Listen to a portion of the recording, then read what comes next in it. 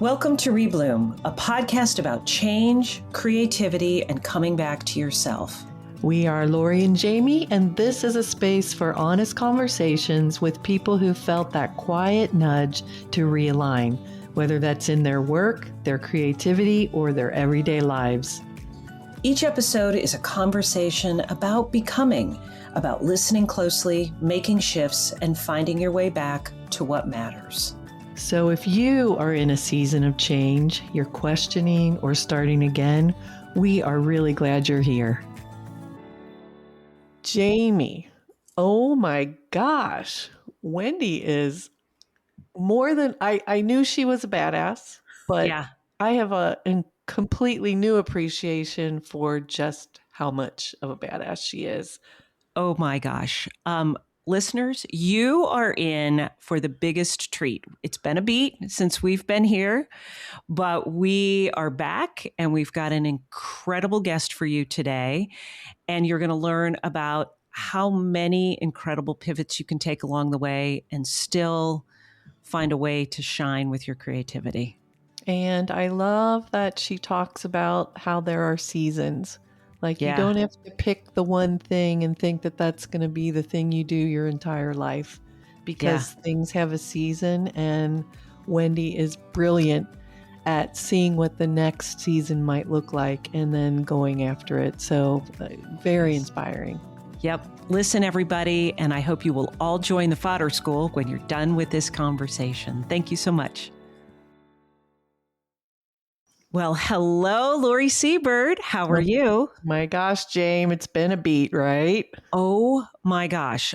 I am not sure what has happened, but we had this great rhythm going with our podcasts. And hello, listeners, we are back. We have never left you. Well, we plan to keep doing these because we love these conversations so much. And I think they've actually been helpful to people. But, you know, life sometimes, I've been traveling a lot. Jamie's doing a reconstruction on a house. So it's life. Stuff, but we are not going to stop doing this. We are not stopping because the conversations, and I think you're right. I think what we're hearing from our guests has been just amazing. I know you and I get so much out of it. I mean, we get a ton. I love it. So selfishly, we're not ending.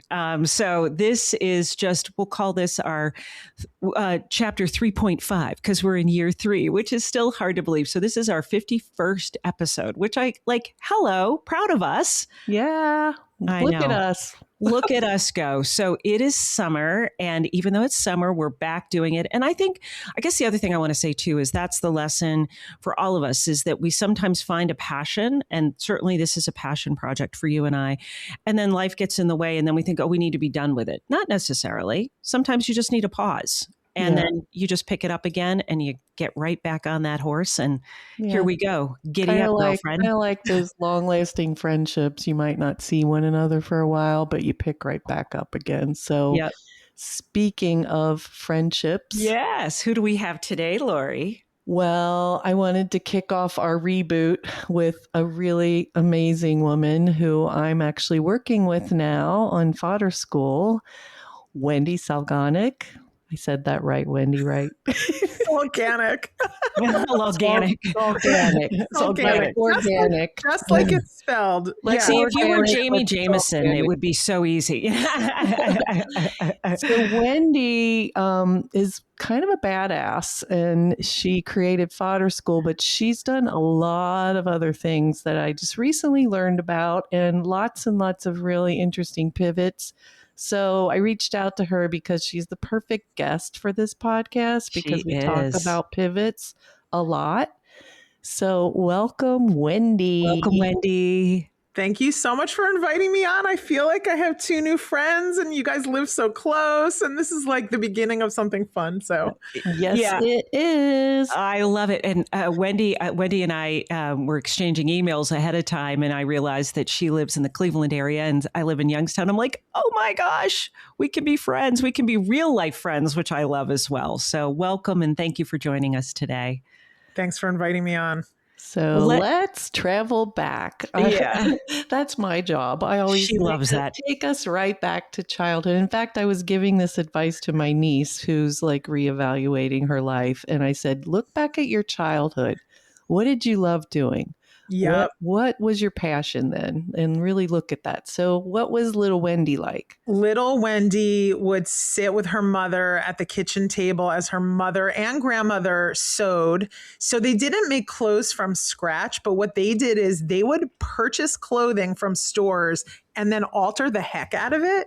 It was like they were like a little like self-alteration situation where it was like they were very prim and proper and they wanted all their clothes to fit perfectly.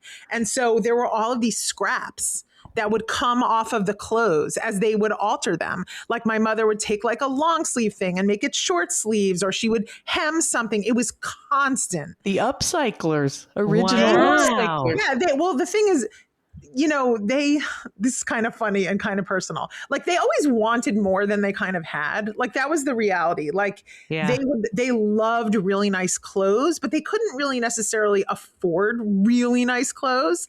And so they would buy everything on sale. So it might not fit perfectly. It might not have been the right size. Something about it was like off, but they were like, oh my God, I'm getting this like designer thing and it's like at an affordable price. So I'll fix it. And so there was all this stuff, this like debris. And I had dolls and they were not necessarily buying me, tons of doll clothes, but I wanted doll clothes and I wanted a doll house. That was my big thing. I wanted a doll house. We had a stationery store in my town and they had all this dollhouse furniture behind glass.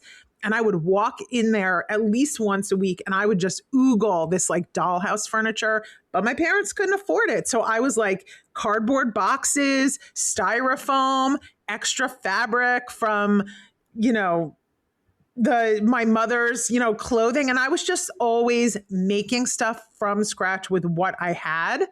And that's what I remember about my childhood. And I'm not that different today. And Lori, I think you're 100% right. I think this is what I tell my kids, like whatever you like to do when you were a kid, do it as an adult and you will be really happy in your professional working life. It's so true. And I love the picture of little Wendy making these dollhouse furniture and doll clothes and all the scrap things. That kind of really ties into what you do now. Yes, like using the scraps in different ways. The scraps. Yeah.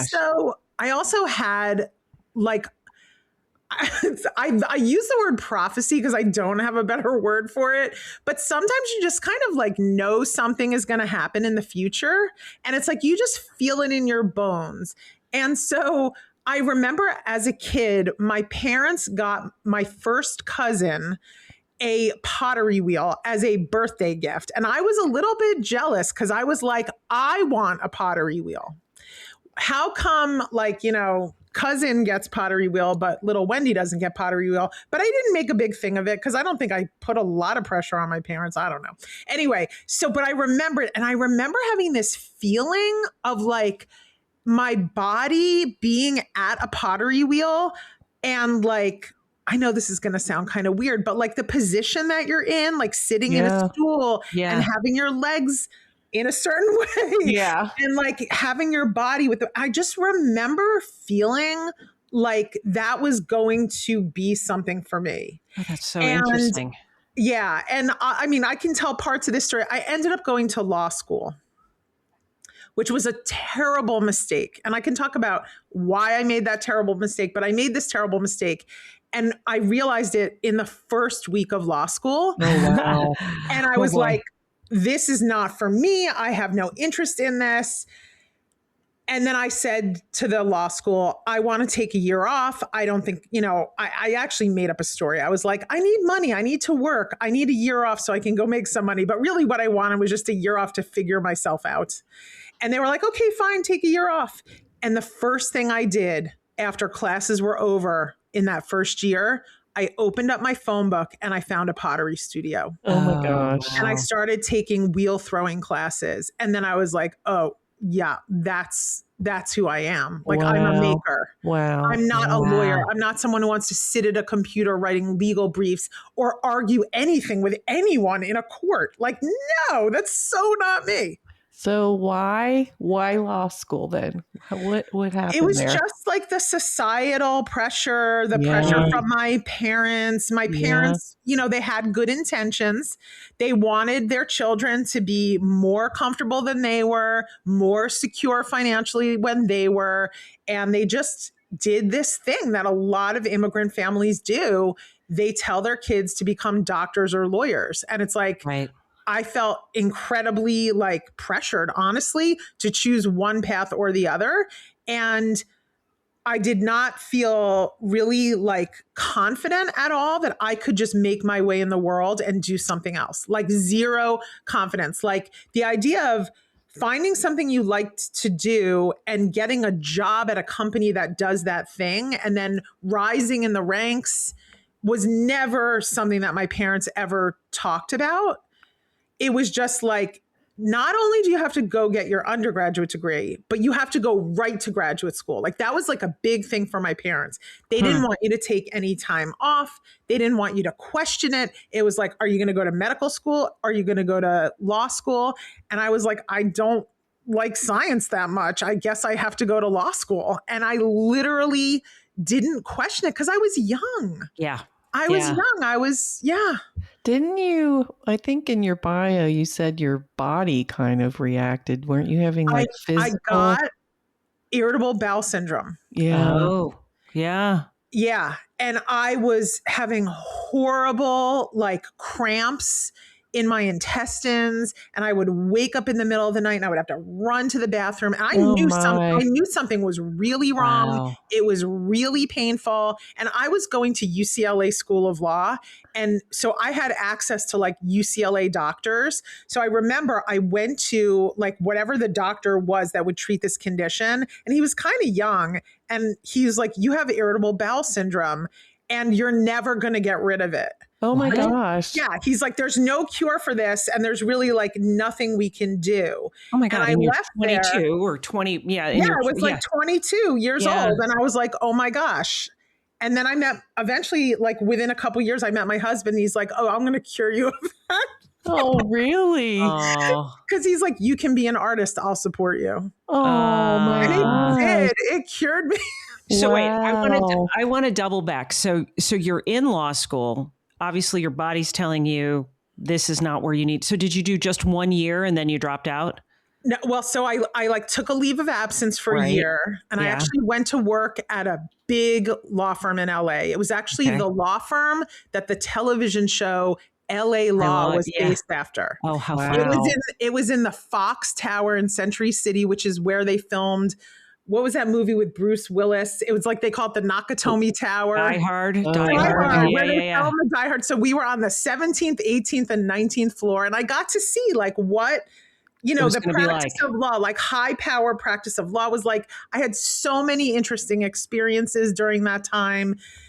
O.J. Simpson killed Nicole. The lawyers were all in our office. It was crazy. Johnny Cochran and everybody was there. It was an insane year. And I was like, this is so not for me. Like I knew I just wanted to be like somebody else. This wasn't me. I wasn't somebody who dressed in a suit and sat at a desk. Yeah. It wasn't me.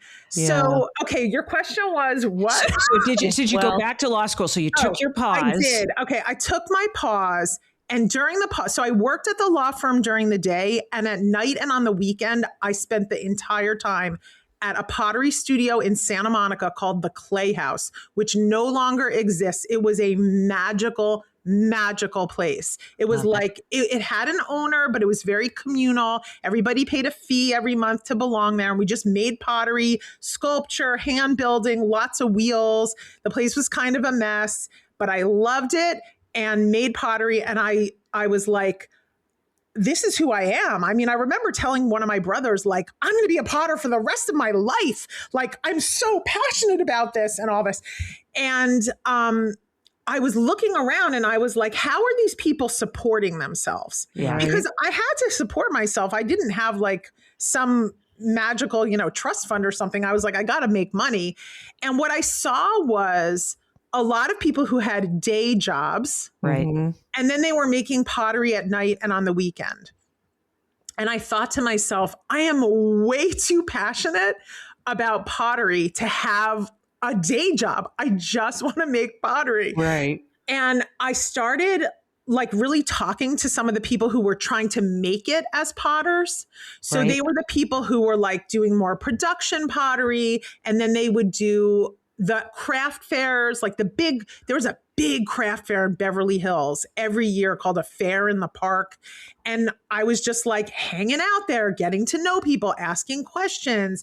And I just could see they were like, even if they were really successful as potters and they were selling to the craft market, they were still kind of subsistence level. Uh-huh. It was going to be like a rough life. And so I was like, okay, I don't know if I can live that life. Like, just you have to be honest with yourself. Like, what do you want out of life, and trying to make it work and figuring out this puzzle. And so I went back to law school because, well, for a couple reasons. I'm kind of a completionist. So it was like I started and I had convinced myself that it would be better to have the law degree just in case. Yeah. And I started, and also my parents were paying my rent. And I said, I had no confidence, none. I was like a 0 on the confidence scale that I could actually make it in the world just by doing what I wanted to do. And so I was like, okay, I'll go back and at least I'll buy more time. And the crazy thing is, I was so disinterested in the material, and how I powered through it is like an insane level of grit. Yeah. Grit, and obviously very intelligent too, to get through, all of it. I didn't do very well. I have to tell you, like, I was not a star student in law school, like I was in undergrad. Like I was barely getting by, I was not. I had a couple classes that I liked and I would do well in, but most of them I was kind of like really not doing that well. But I hatched a plan. Of course you did. I hatched a plan. I'm a planner. If I have a problem, I need a plan. I will attest to that. Fodder School is so well planned. But keep going. My plan was I needed a husband. Oh, that's a good plan. And I was very cute back then. You're so cute. Oh, stop. So I was like, I'm going to date every guy who asks me out. And I was in Los Angeles. I was 23 years old at the time. Like, there were guys everywhere. And I was like, whoever asks me out, I am going to go out with them at least a little bit. I'll try it.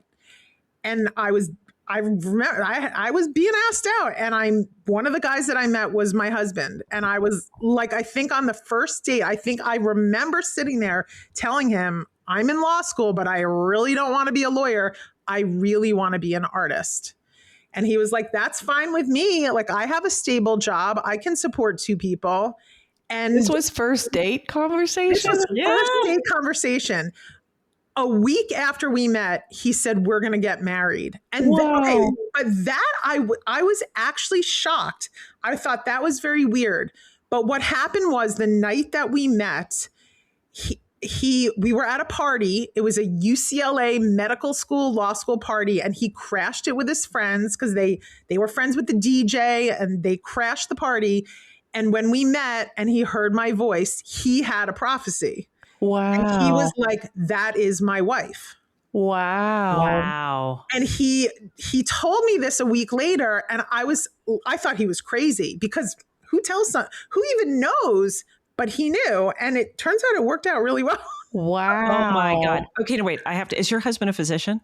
He's not. He's a chemist, and he owns a factory in Cleveland, an electroplating factory where they put metal on metal for the automotive industry. Wow. That is wild. Okay, so I have to tell you this. I'm sort of digressing to my own personal story because it's cracking me up. On my first date with my husband, he's in medicine, and he said he just started his residency. That's why I asked, because you were saying the med school and the law school, but he said, well, I want to be married by the time I leave medical school, or the time I leave residency, I want to be married. And, I'm 23, 24 years old, same kind of thing. And I'm thinking, of course, I'm doing girl math. I'm like, well, you need to get married. You need to meet somebody, date them, get engaged, get married. And I'm like, that's pretty, like, I can't believe he's telling me this on the first date. And by the time he left residency, we were pregnant with our second child. He had a plan. He had a plan. I love. He sounds like we've married like the guys with plans. I love it. Anyway, it was just funny. I had to sort of share that funny story. But so you meet this gentleman. You're in law school. You've got irritable bowel. You know you want to be a potter. Yeah.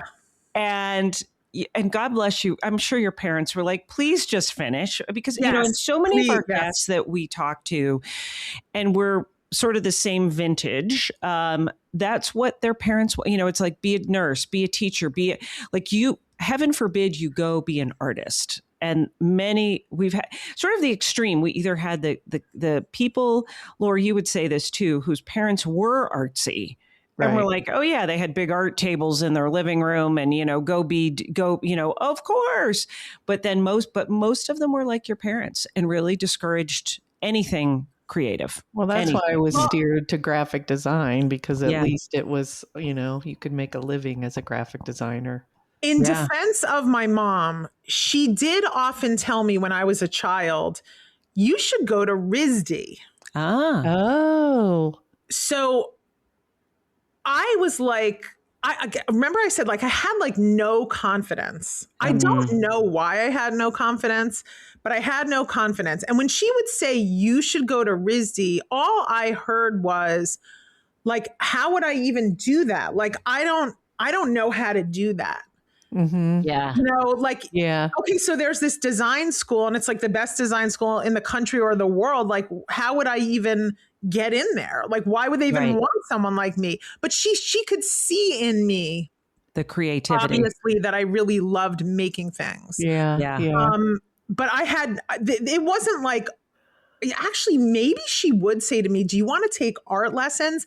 And I would just be so afraid. Wow. But I did love, like, when we would have art in school, like, I loved art in school. You know, I would be like the teacher's pet in the art class, where I would just be like so happy every time we got taken to the art room, until I had like the bad art teacher experience where the teacher told me I couldn't draw. Like, that happens to there you go. I had that one. Yeah. Everybody. That's what does it to the confidence.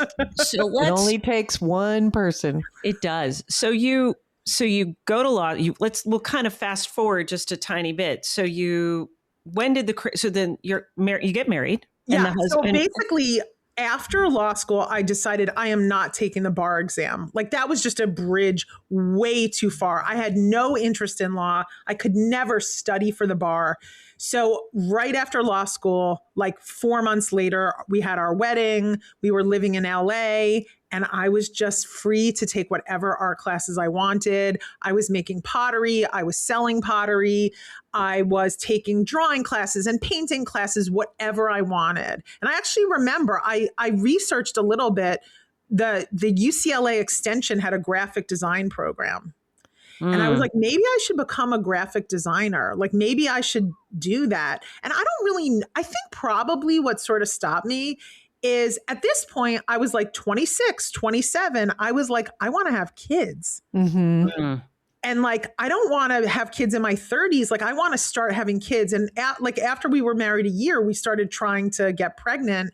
And so I was just kind of like, again, in that place of like trying to figure it out again.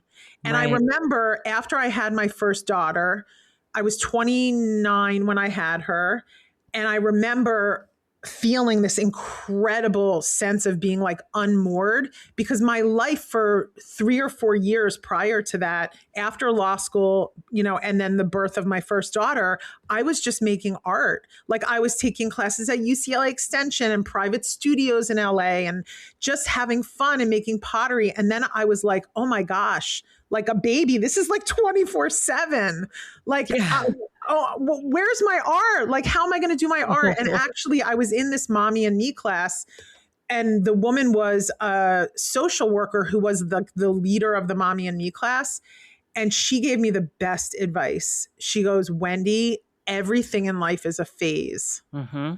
This is just one phase of your life. There's going to be so many more seasons of your life.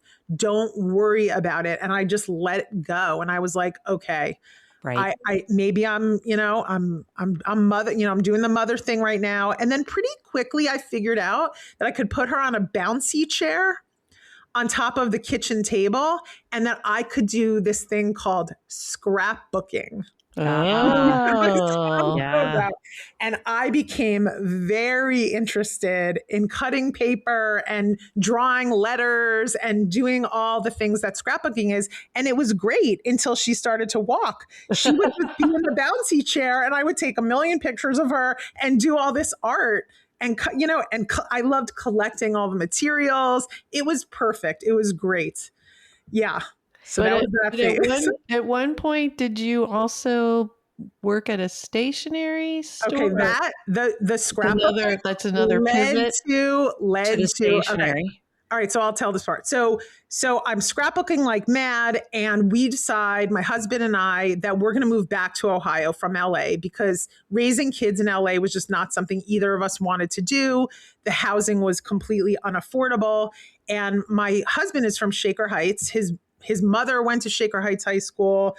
He went to Shaker Heights High School, and he's like, I want to go back and live in Shaker Heights. And I was like, Shaker Heights is amazing. That's a great community. I would love to live there. So we moved back to Shaker Heights. And the first thing after I get here is I'm like, I got to make friends. I don't know anybody. I have my husband's, relatives, but I'm like, I need friends. And I meet some women and they invite me to be in their play group. And I met a woman who was really entrepreneurial, and she kind of like latched onto me, and she was like, I want to start a business with you. Oh. And remember, I had no confidence. Yeah. I was like, what? Yeah. Start a business? I don't know anything about that. Yes, I did on some level, have thoughts about, could I turn my creativity into like resources somehow, but I really did not know how. But she had 100,000% confidence, where I was like a zero. She was like full throttle confidence. She was like, we will figure it out. We will learn along the way. And I was in business with her, I think it was 15 years. Wow. We started a printing company that became one of the bigger printing companies in the industry that we were in, which was fine invitations, like wedding invitations, birth announcements, bar and bat mitzvah.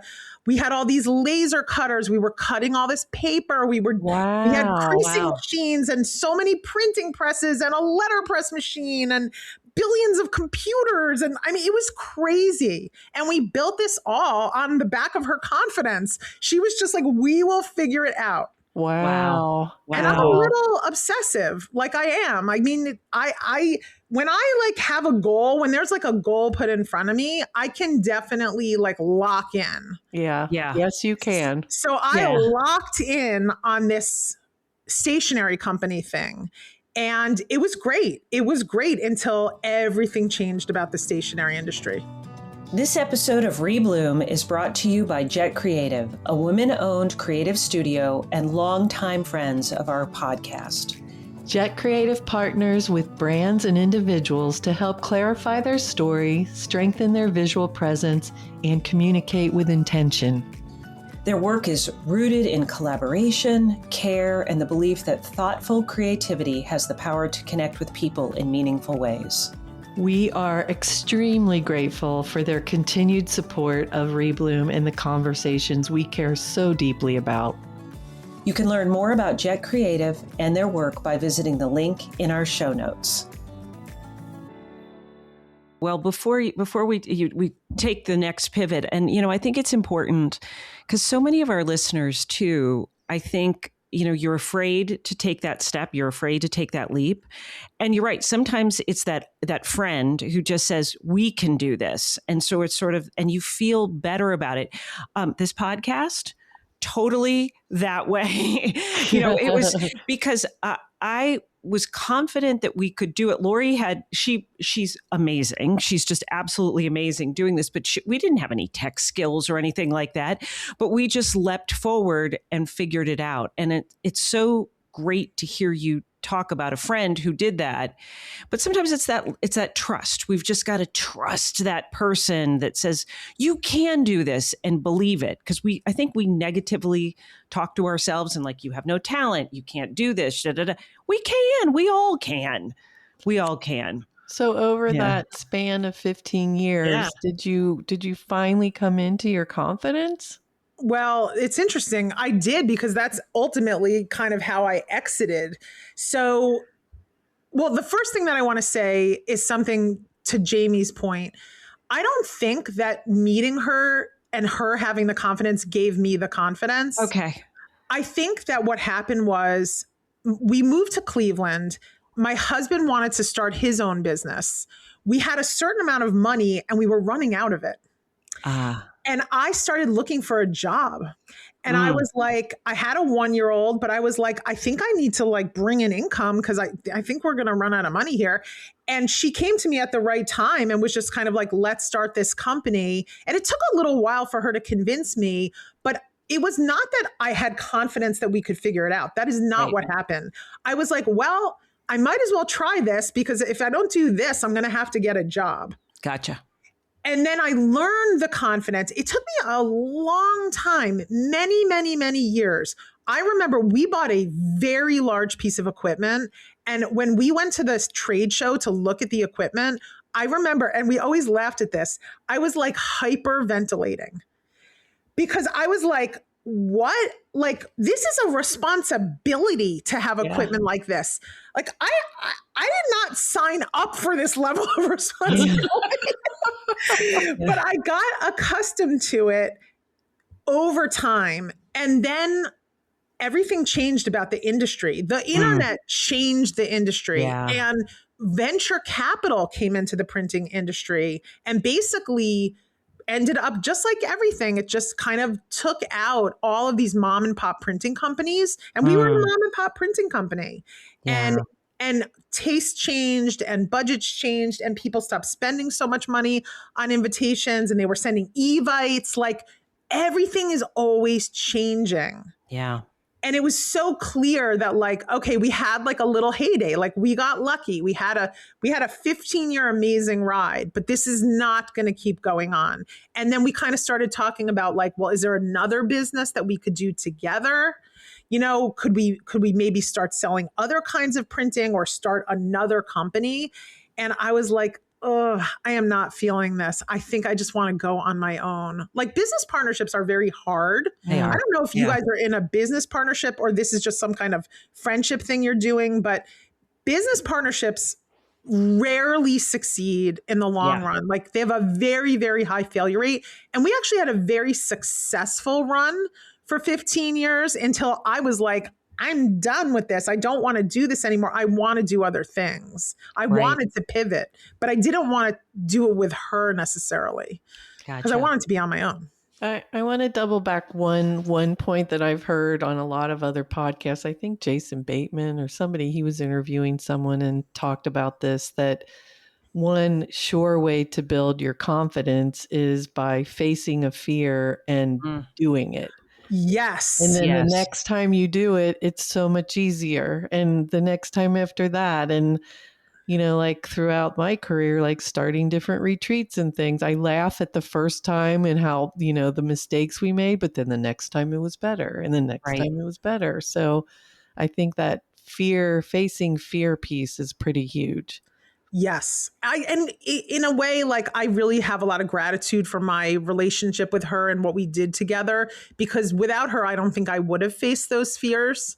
And she had so much confidence. And she also had a little bit of experience in manufacturing. So she just, you know, she came with that confidence and helped me build that confidence. Right. That's amazing. So then what was next when Wendy was on her own? Okay. I don't even want to talk about this because it's like a dark period of my history. But while I was working at the printing company, I became very obsessed with shrinking my body like that I needed to be a certain size. And this was something that like carried over from my childhood, where everyone around me was always telling me I was too big. You need to go to Weight Watchers, like all this stuff. And while I was having children and working, I was like, I gotta diet. And then I ended up kind of, I don't even know. This is a whole other podcast, but I ended up becoming a diet blogger. Oh, really? Which I rarely talk about because I literally am so embarrassed. But I ended up becoming like very involved in this group of people that like ate in a certain way. And I was like, but maybe I should talk about it, because in a way, all of it leads into what I do now. So basically, one morning I woke up and I'm very impulsive, and I was like on this diet and I was losing weight, and I was like, oh my God, this is it. It's like the holy grail of being thin. Like you just eat these foods and then you're going to be like thin and happy and everyone's going to love you. And I'm going to start a blog about it. And then I start this blog, and the blog like takes off. And then for the next like many, many years, I was like running this printing company and kind of blogging. And that was almost like another full-time job. And I had 3 kids, and like I learned how to be a product photographer, because to be a blogger, you have to do a lot of photography. And I figured out through this that I really loved the photography aspect of it, and the whole like website building, community building, brand building. Like, yes, I was doing those things with the printing company for sure, the brand building and all of that. But like, it was a little different. This was on the internet, right? And we were like an internet community. And I did that for many, many years.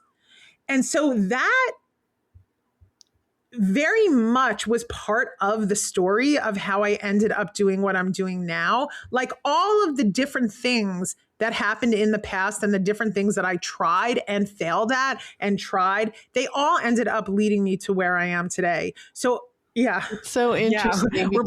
We're both raising our hands. We're like, we agree, because it does. We hear it like almost every guest we have on. It's so interesting to me that you pick up all these little seeds along the way, and they lead you to something that everything culminates together. And you are like, your story is so that. Yeah, it's and Lori and I have talked about this on past podcasts too. I mean, it's even how we ended up here, because these little seeds along the way, you meet somebody, you do something, you fail at it, you do something that's maybe right for the time. And you're right, you were right on the blog. You know, that's when blogging and all of that, you know, you're taking the things that are really popular or not, popular is not the right word, but you found things. Yeah. I mean, the printing, to your point, gosh, I miss a good printer, by the way. It would be so nice to have a good printer back. And I think things are coming back to analog, who knows? And we're going to have that stuff that we can touch and feel and all that good stuff. But you were in that, and then the blogging and all of those things. But yet your creativity is kind of staying along with you in each phase. Everything is creative. Everything involves a lot of creativity. Yes. And visual design. I don't know what the right word for it is, but there's visual design always throughout everything. Yeah. So the diet thing, you say, all right. So that goes down in like a flaming hot like thing when I basically like, there's this moment where there's like a huge backlash against all dieting. And it's like, there's like the anti-diet movement. And there's this one person who has a podcast who just educated me about how dieting is a life thief. And that made so much sense to me, because in order for me to be in a thinner body, it was a full-time job.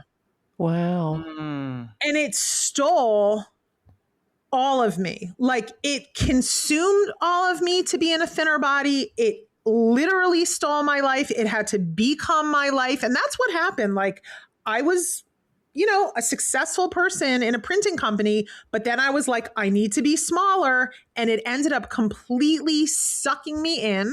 Wow. Like making all the right foods, acquiring all the right groceries, constantly reading about it so that you can like have in your mind that like certain foods are good and certain foods are bad. It was a full-time job for me. Yeah. And it made sense that it was stealing my life. And over the course of like, I don't really remember how long it took. I basically deprogrammed myself from a cult by listening to a lot of podcasts about people who had come out of dieting. Wow. And it was a major, major, major life change for me. Yeah. Major. And somehow during that time, one of my children, you guys are like, this is going to be 45 minutes. I doubt that. Okay. So while this is going on, and I have my 3 children and they are growing up, my middle child decides she wants to start a business in junior high school. Wow. She is like, we would always say about her, she cannot be stopped. So she's the one who goes to Cincinnati. She's at DAP? Yes, she's at DAP. She cannot be stopped. If she gets an idea in her head that she wants to execute, she is going to do that thing. She kind of sounds like her mama. Where does that come So from? her first business was sewing American Girl doll clothing on a sewing machine at 10 years old. How about and that? selling the clothes on Etsy. Wow. How about that? She Sounds was like her mama. Yes. How about that? Right. It was almost unnatural. It was unnatural, her ability to just get on a sewing machine and create what she wanted to create. And she got very involved in this American Girl doll community and very involved in photography. This is going to come around. Wow. So she does she's 10, 11. She's taking gorgeous photography of these dolls out in the wild with the clothing that she made. And she becomes part of this community, but very, very quickly, she recognizes an opportunity. Slime. She sees her friends playing with this thing called slime. Yep, my grandsons love it. Okay. And she sees online that there are kids her age making these slime videos. And she says, Mom, I want to start selling slime. And I'm like, hell no. I do not want that stuff in my home. I do not want you making a mess. I do not want to start having to ship slime. Like, shipping clothing is easy. Shipping slime is a whole nother thing. Because of my experience with the printing company, and all of that manufacturing and all of that experience, it was like she could not be stopped. We were starting a slime company. Oh my goodness. She became one of the biggest international slime stars that are out there. What? She made tons of money. I worked for her.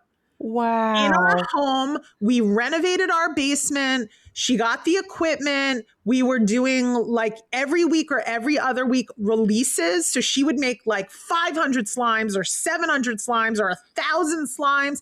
We were traveling around the country in a van with the slime, with our daughter. People would line up, take pictures with her. She was like represented Elmer's. Like it was like a thing. And then the pandemic happened. Wah, wah. Wah, wah. Yeah. And she was in high school. And she was staying up until 2, 3 o'clock in the morning, making slime, packing slime, and doing her homework and getting like straight A's, very driven kid.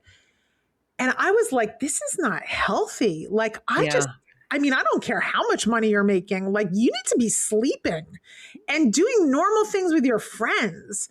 Like, this does not seem okay. Like, and I basically told her, like, I just don't think this is worth it.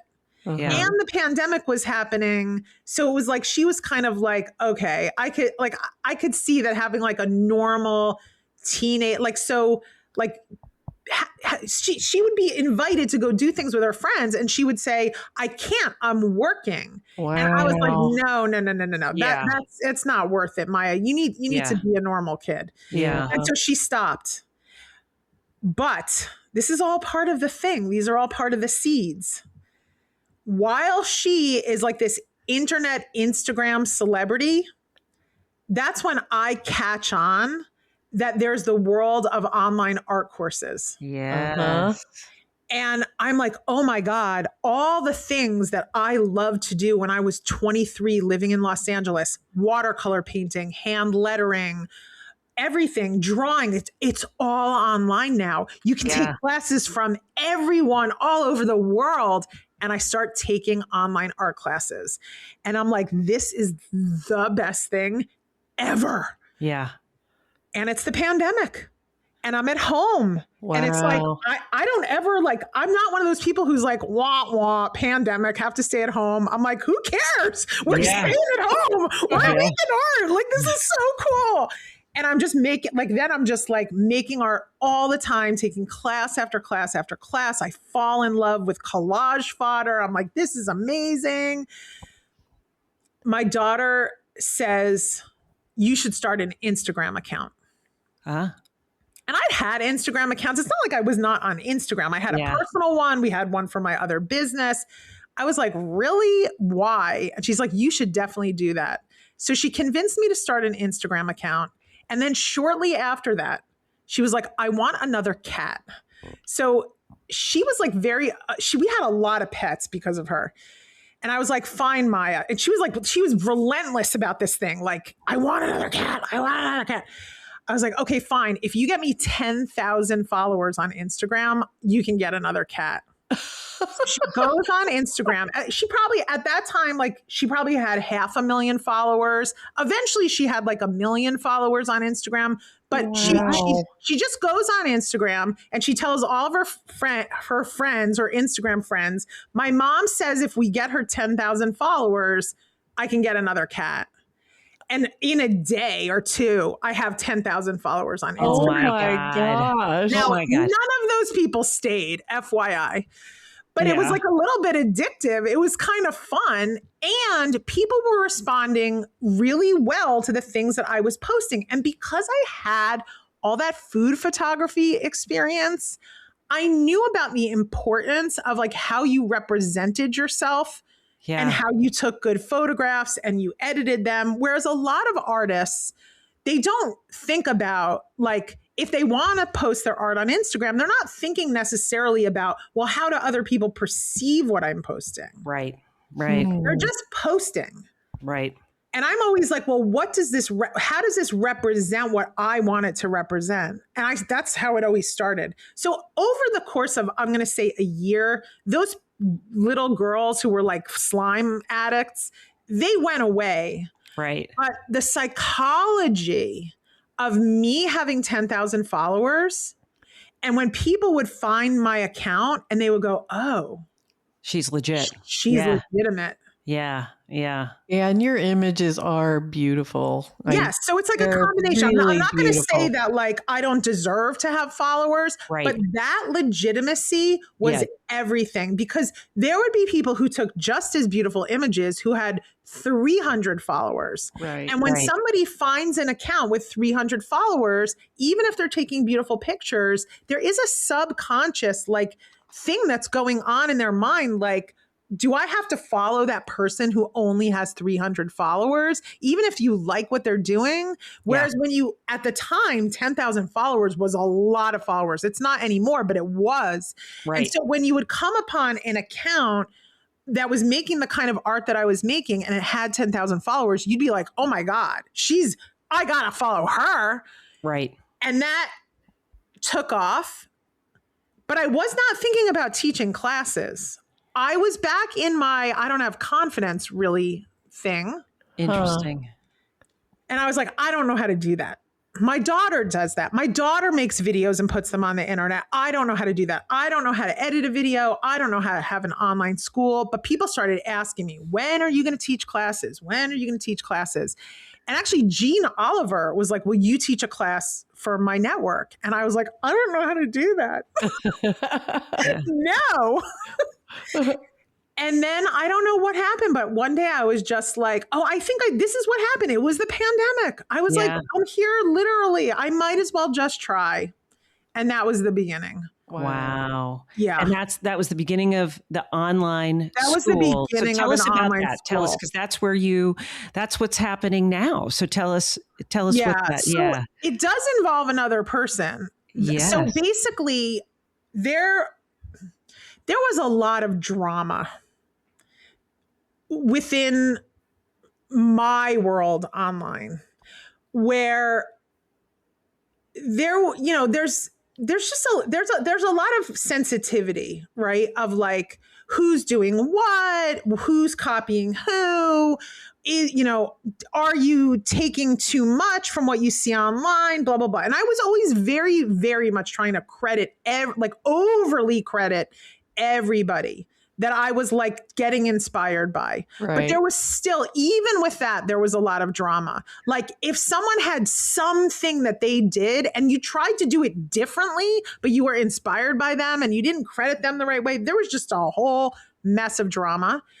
And I started researching. This is going to go this is interesting and way more than 45 minutes.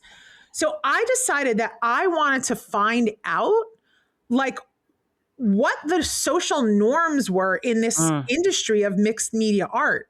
Because I was so I'll tell you this part of it. When I was in my early 20s in Los Angeles, I knew that mixed media art existed.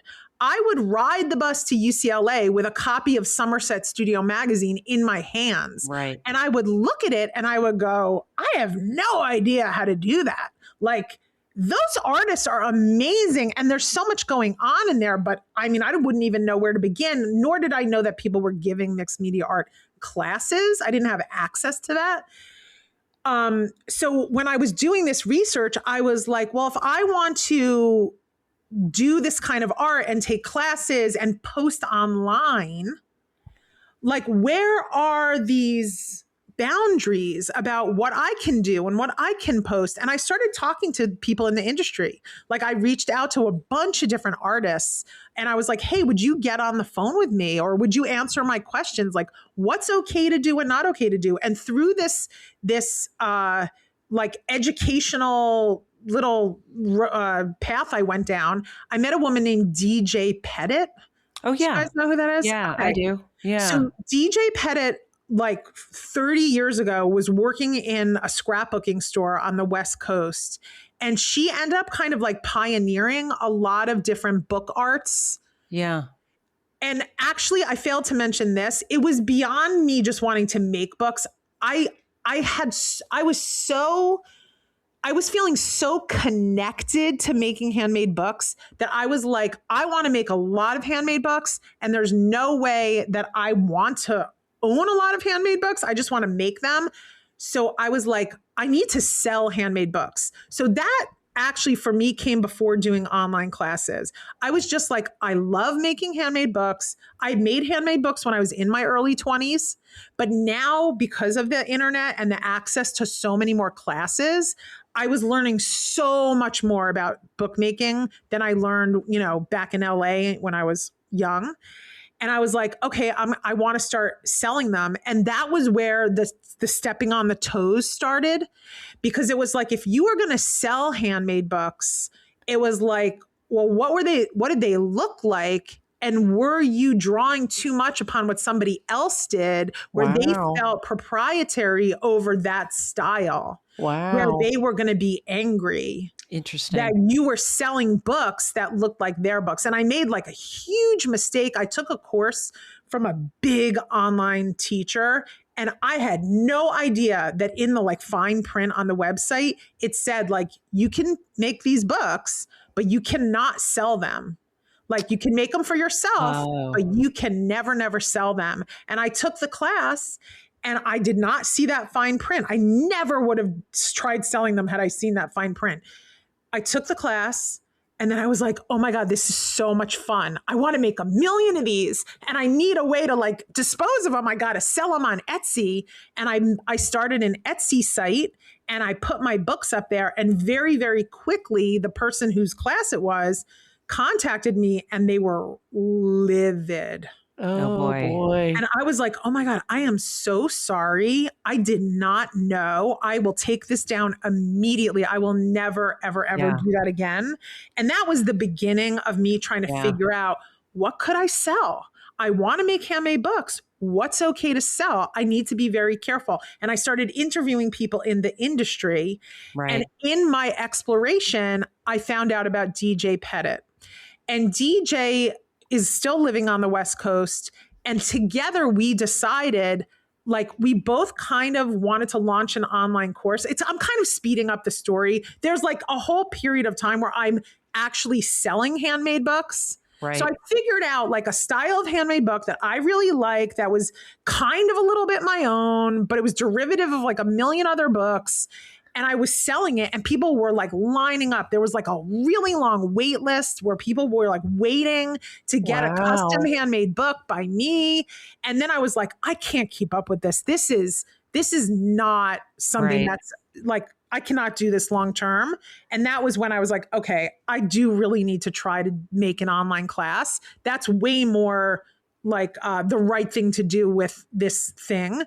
And I talked to DJ, and DJ had developed these incredible techniques for her gorgeous handmade books.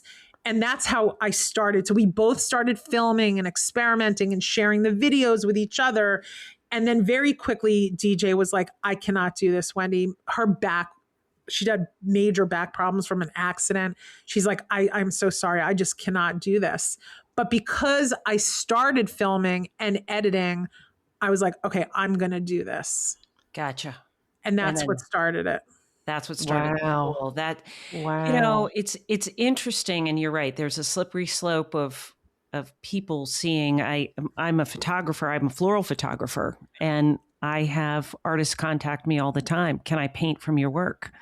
Can I paint from your work? And I learned quickly from a lawyer about derivative rights and my rights as an artist. And, it's interesting. And I think that's the best we can do. I love that you went into that because I think it's important that you do credit, and we do make mistakes, and people do make mistakes. And there's sort of the fine balance between putting it out there, even if it's just putting it out there on social media, not necessarily selling, but putting it out there and what people take away, and you want to inspire, but you don't want people to, it's a fine balance. Laura, you probably have that all the time. I've had friends who have told me that they've changed their complete way of teaching because, they would be teaching how they paint, and then people would learn that and then start creating paintings like that and selling them. And so now they kind of completely changed, their teaching in different ways. So that doesn't happen. So it's a complicated system. It's complicated. Right. Yeah. There's no easy answers. Right. Yeah. And navigating that system of complexity was a very, very stressful part of the beginning of this whole thing. Yeah. So when I first started teaching, I wouldn't even bring examples of my own work because, partly not because I'm worried about being copied. It was more my joy in teaching is seeing everybody's uniqueness come up. And at the end of the class, I'm happy if everybody's work looks different and it looks like them. Yeah. Now I share a little bit more of what I make when I teach, but it's tricky. It's tricky. And so let's fast forward. Let's talk about where you are now. Let's talk about this online school and what's happening with that, because it's really, you've kind of taken all of these pieces, all of these seeds, and you've got this beautiful entity that's happening now. Yes. So that first class that I did, which was a class about making these books that I call the Willa journals, the really junk journals, but it's very versatile. It was very, very popular. And I was like, oh, there's like a good market for online art classes that's worth me really concentrating on that. And then I just, like, after I launched that course, I was like, I'll do another one. I'll do another one. I'll do another one. And also the 100-day project, which you're probably both familiar with. Yes.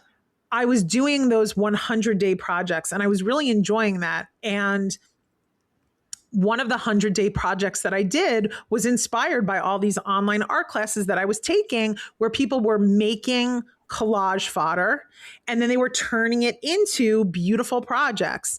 And I was like, I want to do a 100-day project where I just make collage fodder every, 100 times, and I'll photograph it. And while I was doing that 100-day project, a lot of other people were also like being very turned on by this idea.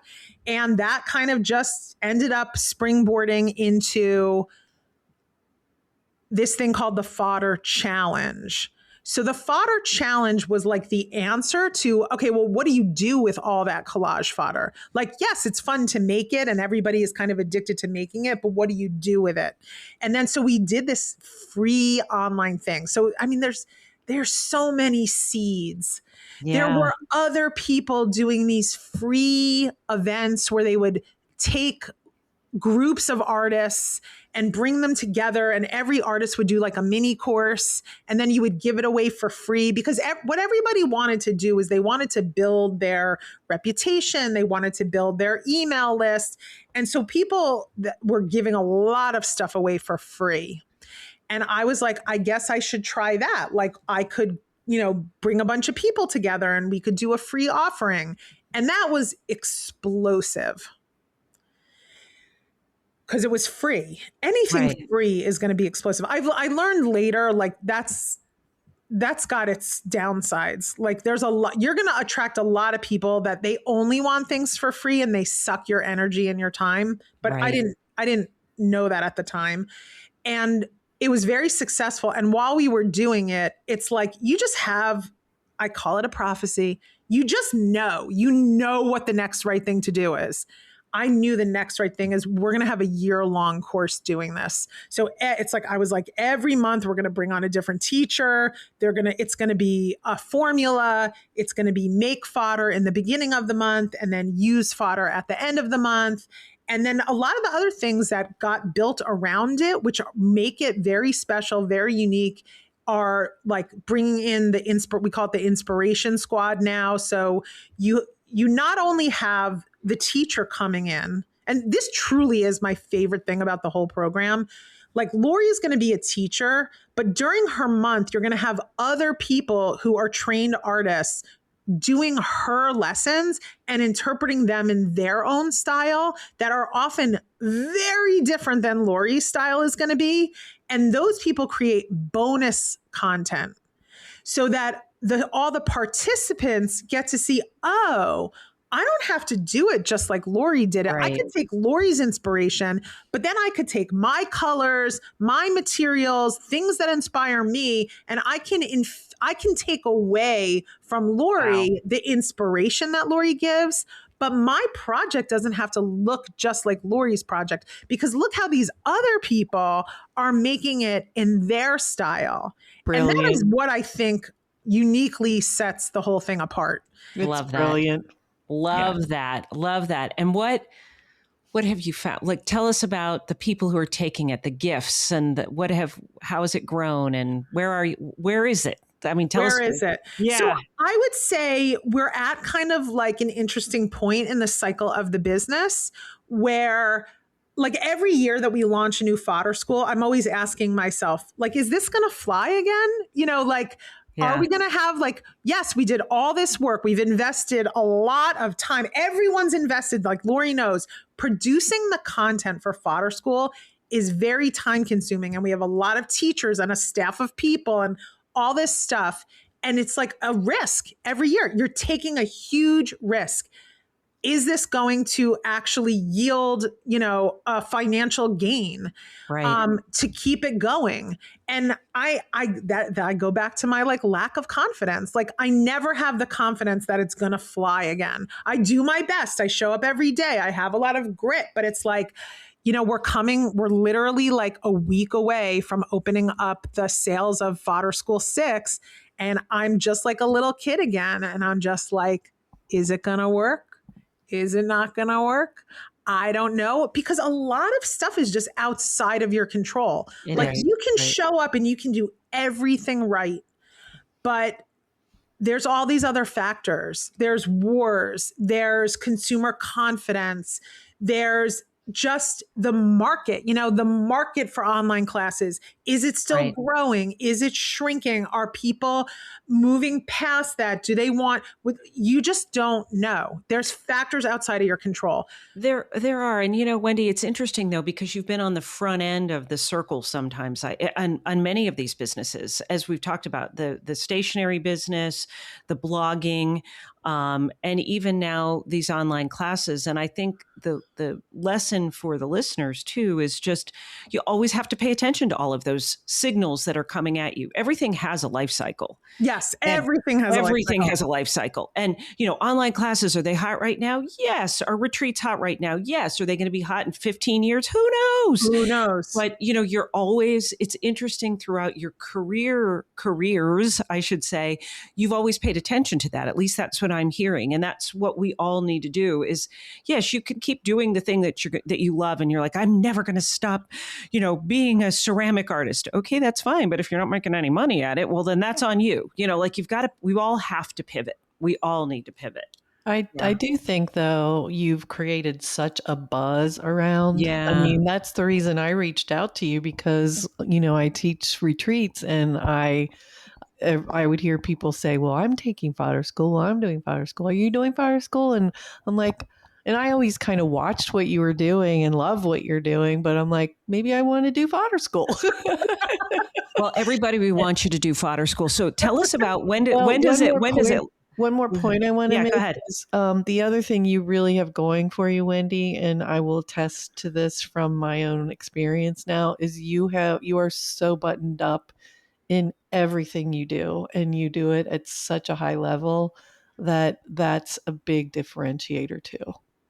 Yeah, I mean, I have a lot of people to thank for that. The universe sends you gifts or something. I don't really know. Evan, because you work with Evan. Yes. Evan was literally like a gift that came through my oldest daughter. Like, I don't know if you know how I ended up hiring Evan. No, but there was probably you should tell me that offline because we're going long here. Okay, all right.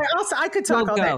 We'll go. But so Fodder School is going to start again. And Fodder so we will going to start again. Yes. Well, first is the challenge. So there'll be the month of October is what we call the Fodder Challenge. Very low cost, very high level of content that you get. So it's not a free offer, but it's a very low cost offer. You get to see all the different new Fodder School teachers. And then right after October, we start right in again with, our regular Fodder School months in Fodder School 6.